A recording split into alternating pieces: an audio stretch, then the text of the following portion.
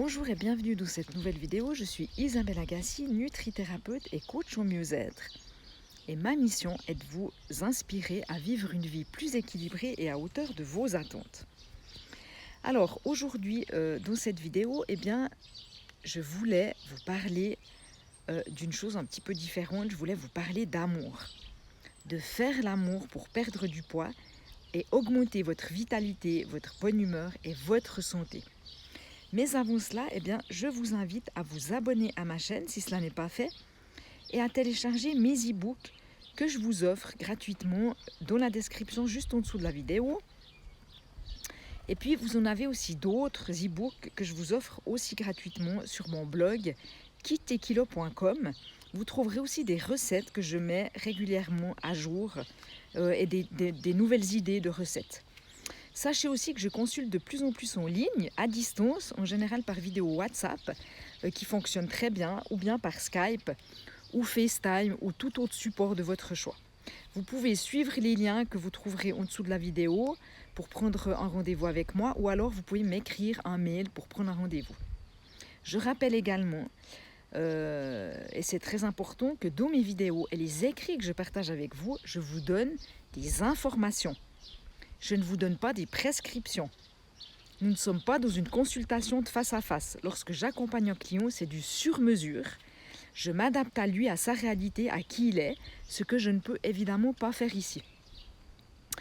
Donc, voilà, passons donc à notre sujet du jour, l'amour. Vous savez que, peut-être que vous ne le savez pas, mais faire l'amour, ça peut vous faire dépenser entre 200 et 400 calories, ce qui correspond à 30 à 60 minutes de vélo d'appartement.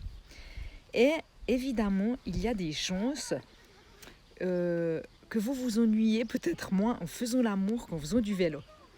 Donc ici, on parle d'un rapport sexuel de base. En ajoutant à ce rapport sexuel des jeux et des préliminaires, vous aurez encore de meilleurs résultats. Moi, je trouve quand même que c'est une excellente façon de mettre à contribution votre partenaire dans votre changement de silhouette.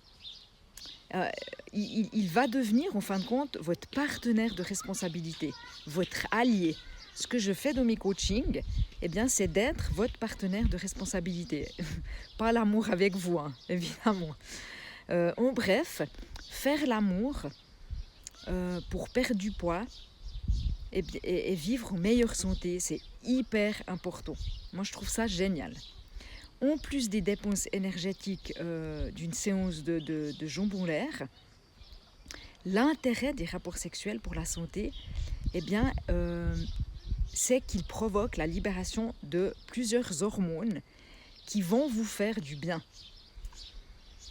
Donc faire l'amour, c'est antidépresseur. C'est une manière intelligente de lutter contre le stress et contre l'anxiété. Et l'avantage de ces hormones, c'est qu'elles sont toutes d'excellentes régulatrices de l'appétit. Et pour finir, dans la gamme variée des plaisirs que peut offrir la vie, le sexe fait partie des meilleurs. En tout cas, c'est ce que je pense. Peut-être que c'est un moyen donc de facilement aussi remplacer le carré de chocolat que vous prenez peut-être chaque jour. Voilà. J'aimerais vous présenter maintenant en quelques mots les différentes hormones qui sont sécrétées par votre corps lorsque vous faites l'amour. Une première hormone importante, c'est l'ocytocine, l'hormone de l'attachement. L'ocytocine, elle est notamment produite en grande quantité au moment de l'orgasme, mais également durant les préliminaires, pendant les massages et pendant les câlins. L'ocytocine, c'est une hormone qui est produite quand une relation de tendresse, elle s'établit entre deux êtres humains.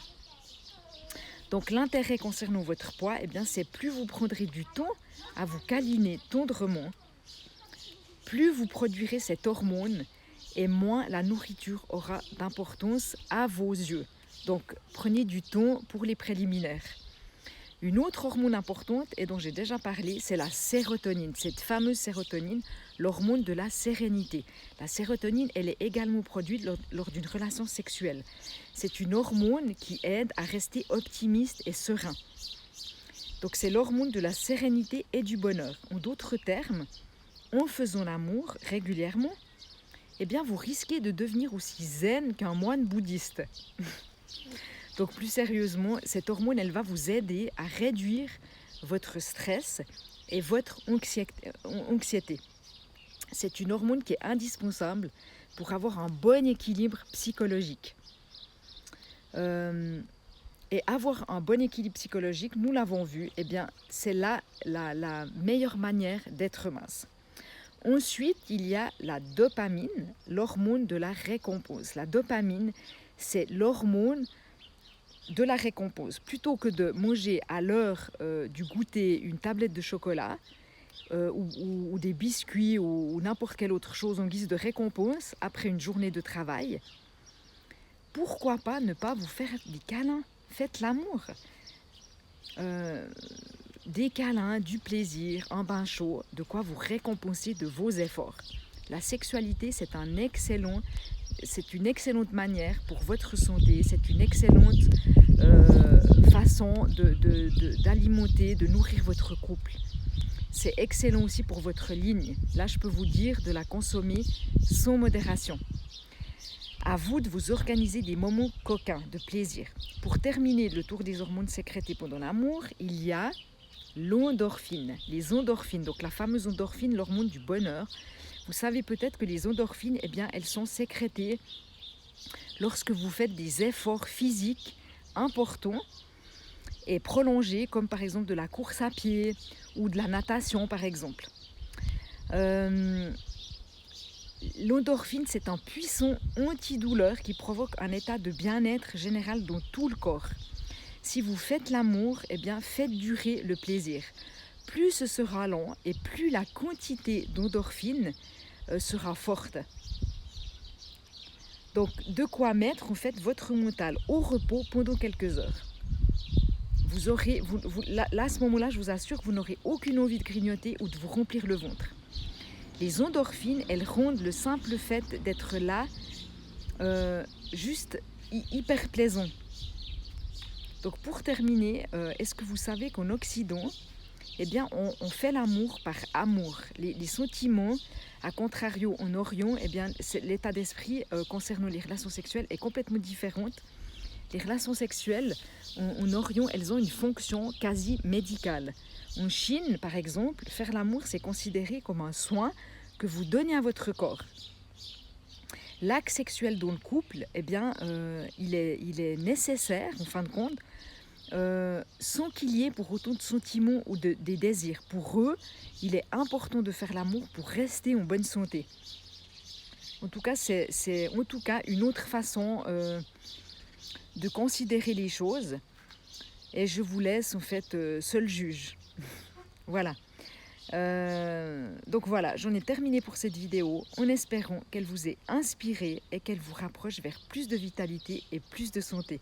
À bientôt, prenez soin de vous.